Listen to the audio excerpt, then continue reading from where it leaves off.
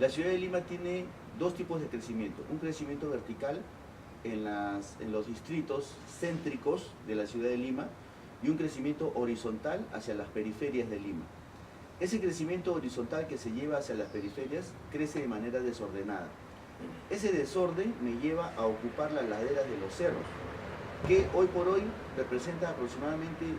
un promedio de 1 millón de personas viviendo en las laderas de los cerros de la ciudad de Lima. Esa ocupación de la vivienda de las laderas en los cerros me representa de que estos estén muchas veces asentados en zonas de alto riesgo. Entonces, ¿qué se declara por intermedio de la Ley de Reasentamiento Poblacional? La Ley 29869 me dice que yo puedo hacer el rescate de estas personas que están ubicadas en la ladera de los cerros para yo poderlos sacar, reubicar, reasentar y poder llevarlos hacia una zona de bajo riesgo. El tema es cómo saco yo a todas estas personas y cómo las reubico para poder yo tener un 100% de estas viviendas o personas que viven en una zona de riesgo que ha sido declarada como zona de alto riesgo, que viene precedida de un acuerdo de consejo que la hace la autoridad local y debe determinarse como una zona de alto riesgo no mitigable, determinada por la autoridad local mediante acuerdo de consejo. Esta zona obviamente pasa a un sector donde yo lo declaro de bajo riesgo y debo, con esta ley de reasentamiento poblacional, poder retirar a todas estas personas al 100% para que estas zonas que han sido declaradas ya de riesgo alto no mitigable sea una zona intangible o una zona de amortiguamiento o una zona verde que pasaría a poder del Estado. Pero acá vienen las controversias. Todas estas zonas muchas veces inclusive cuentan, estas viviendas que están ocupadas en zonas de alto riesgo tienen muchas veces títulos de propiedad que han sido otorgadas por COFOPRI u otra entidad que obviamente bajo un manejo político mal empleado han obtenido títulos de propiedad y obviamente las divergencias entre tener un título de propiedad en una casa de 2-3 pisos a que yo te reubique a otro lugar donde te voy a poner 50-60 metros cuadrados, la diferencia es abismal. Por eso la oposición de estas personas de salir de estos sectores de alto riesgo e irse a otro nuevo sector, cortándome yo el tema laboral, el tema de entorno, el tema de gestionar toda una praxis de sociedad que pueda haber generado ya en este sector,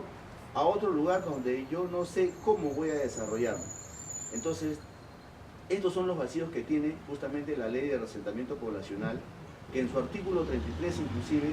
menciona que yo reasiento a aquellas personas que tienen más de 10 años de posicionados en este sector de alto riesgo.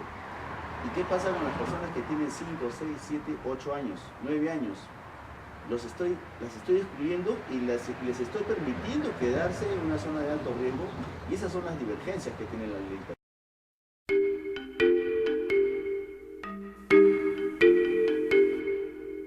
Las instituciones que van rodeadas inclusive de temas presupuestales siempre generan partidas presupuestarias para las intervenciones en gestión de riesgos.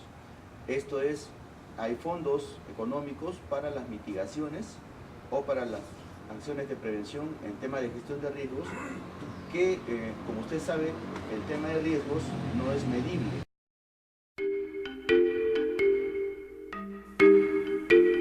Siempre hay contingencias presupuestales que se asumen en proporción, pero no con exactitud, porque no sabemos de qué magnitud va a ser, por ejemplo, el fenómeno del Niño, de qué magnitud va a ser un sismo o un cataclismo que nosotros podamos tener acá en la ciudad de Lima y o en cualquier parte de las ciudades del Perú.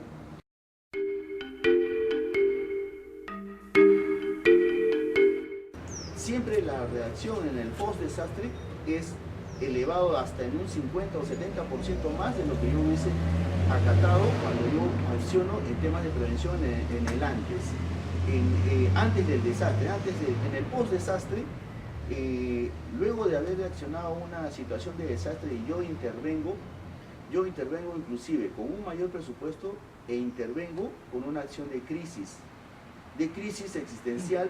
por la situación de gravedad o daño que yo pueda haber tenido y que tengo que ir de la mano para poder subsanar estas acciones que en la prevención yo pueda haber actuado de otra manera y con menor costo inclusive.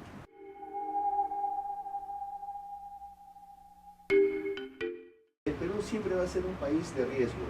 por la misma geomorfología, por la misma situación física, geográfica que nosotros tenemos, siempre vamos a tener situaciones de riesgo, no solamente en Lima, sino en cada rincón del Perú tenemos situaciones de riesgo y la legislación tiene que venir de la mano con los nuevos legisladores que tenemos. Y la autoridad local, obviamente, cumplir y enfatizar su minimización de riesgo para que el vecino finalmente sea el beneficiado.